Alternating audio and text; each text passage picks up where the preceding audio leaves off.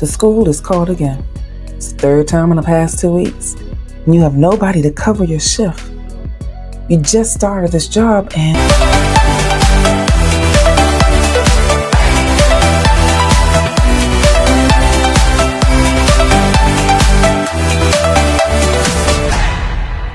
hey now, how is everybody doing? Welcome to Alert Diaries with Tanya E. I'm glad I get the chance to see you again. And if you have walked in my shoes, being a divorced parent, it can be challenging because we no longer have the support that we need when something goes awry. When it's time for you to leave work, sometimes you were able to call your ex to help go get the kids, make sure that they were okay. But when it's just you got to do things just a little bit different. I had to go into a place where I prepared in advance. That's a principle that I had to discover in order to support me through the journey. Because when we are walking through our emotional warfare, our babies are walking through it too. And they don't really know how to deal with it. So sometimes those calls that you get from the school, it's because your child is having bad behavior because they don't know where to direct it. Or if you have a child like mine, my youngest son has sickle cell. And as a result, his emotions triggered his crisis. So I found myself constantly have to go to the school to pick him up and end up in the hospital having to nurse him back to health for weeks. That is not something that is really supportive when you have just started a brand new job. So what you have to do is make certain that you prioritize the things that need to get done. Pull in the people that you need to support you on the journey. And if you have a gap in the age of your children, that's big enough to support you. There's a 6-year gap between my kids. So the oldest one had to step in sometimes to support me with getting his little brother okay. You have to put measures in place to ensure that you have the success that you desire. Because working while parenting is not easy.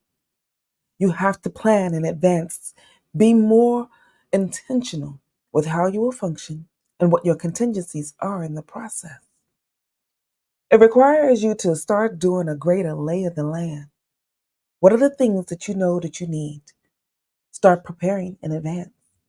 To help me ensure that I did not have as much time taken off, I first looked for a job that would give me some support with the health care because I knew I couldn't stay on my ex's health plan very long.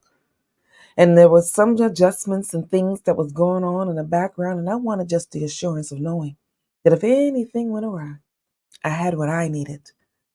Prepare what you need in advance to support you for your job, for your kids, for your well-being.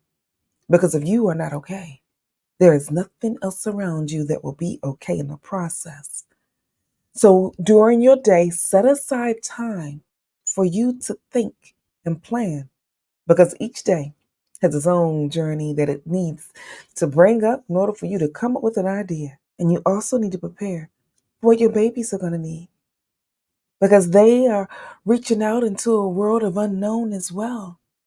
While you navigate your emotional warfare, we cannot forget that what we go through, our children go through as well. So do what you need to ensure that you are okay and they are okay.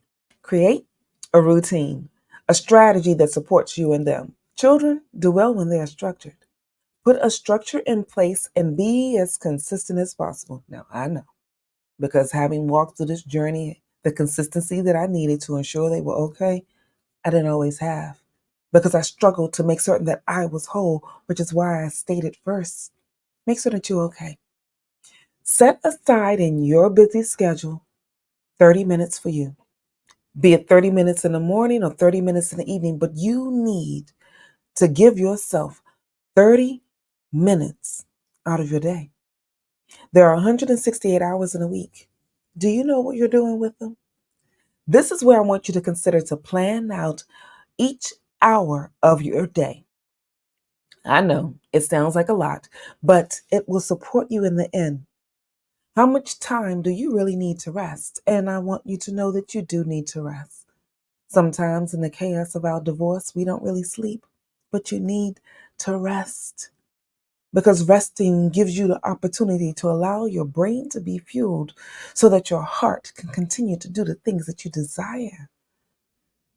When you set aside clarity about how much time it takes you to sleep, 7 to 8 hours is about norm. How much time does it take you to prepare in the morning to get your kids together, to get you together? I had a great routine that was 1 full hour. Took time for me to get up and took time to get them together. It took 1 hour. I was clear that in that hour I had to make certain that breakfast was prepared. So I set up something easy for me. My kids during the week had a lot of waffles that they can just throw inside of the toaster, let it pop up. I scrambled some eggs, threw in some of those sausage links inside of the microwave and kept it moving. It was great to support me because the other days was cereal and milk. I needed to make sure that they had something in their bellies to get them through the day.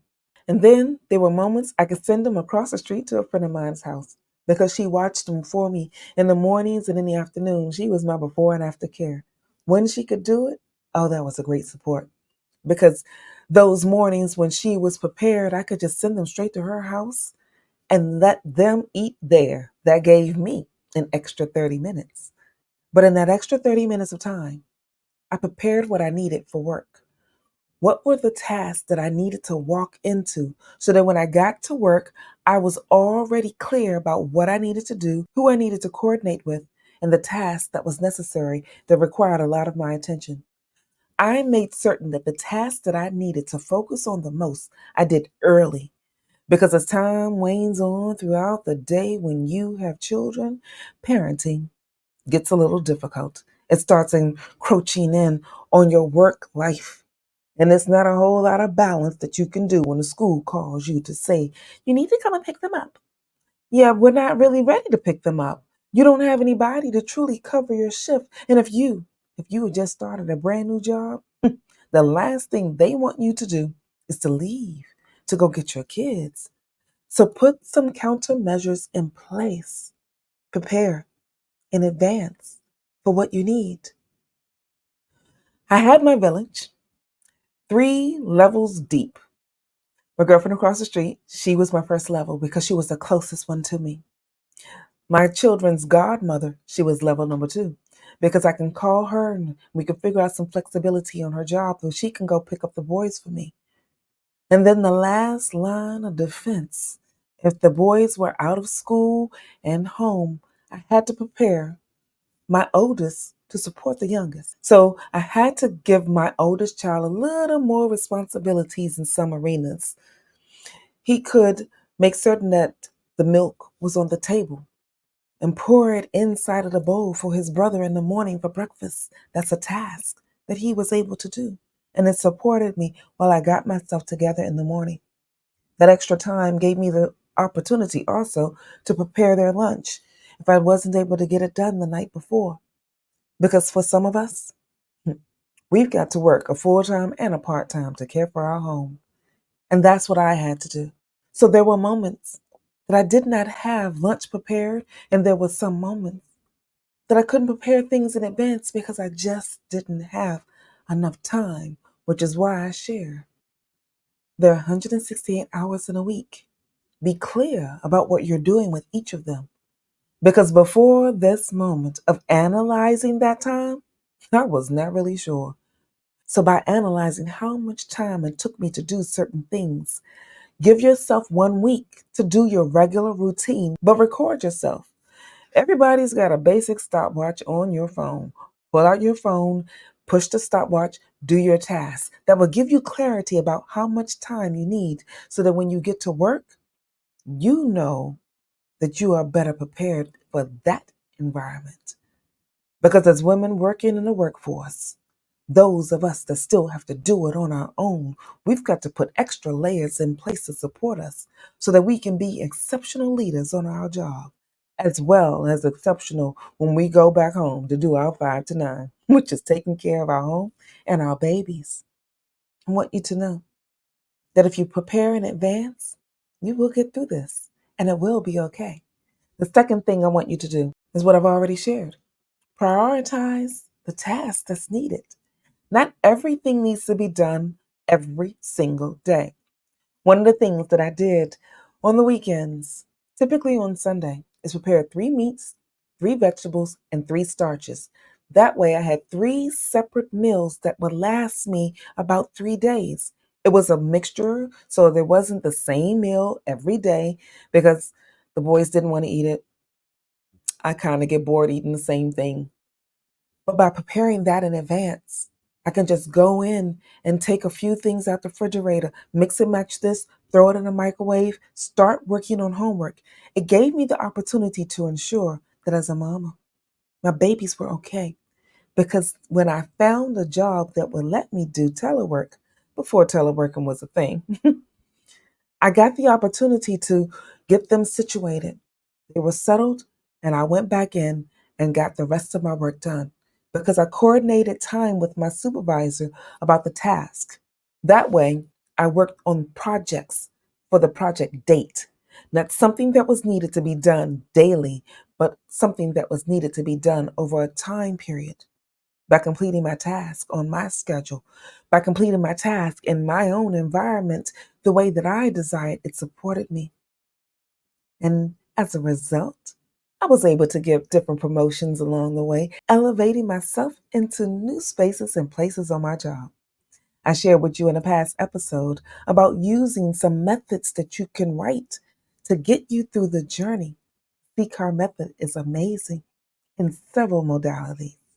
You can use it when you're writing up how to support you getting what you need to work from home if you do not have the child care that will help you make certain that you can stay at work and do what you got to get done. Find out what you need to do to ensure that you are okay because our babies are looking for us to take care of both home and work, especially if you are the only one doing it. Sitting on the edge of my bed trying to figure out how did I get here, but I knew there was a way of getting through this. So I decided to do an autopsy on my marriage. Red Alert, is he the one? The pocket guide to finding a love of your life. The free chapter is available for you in the link below. And if you make the decision to make certain that you are okay in the midst of the process, all of these things will come together so that you can be your best self on your job and at home. And so for today, if you don't remember anything else I've shared, here's the one thing I want you to know. You have the ability to create the work-life balance that you desire by planning in advance, putting 3 levels deep the support that you need to keep you whole and your babies as well. Because we sometimes forget that what we go through, our children go through as well. So don't let yourself be put in a position where they are not supported while you try to climb the ladder and still do the things that you need to ensure your household are okay. And if anything that I've shared today resonates with you, then it's time for you to reset. And if you want someone to join you on the journey, feel free to go to my website, tanyaehood.com. There you can click under the Work With Me tab and see the various ways that we can work with one another. And if you are on YouTube, you can join me live every Tuesday at 7 p.m. Eastern Standard Time, where we can continue the conversation or we can start a new one. In the meantime, this is Tanya E. Hood, walking in my purpose, and I want you to do the same.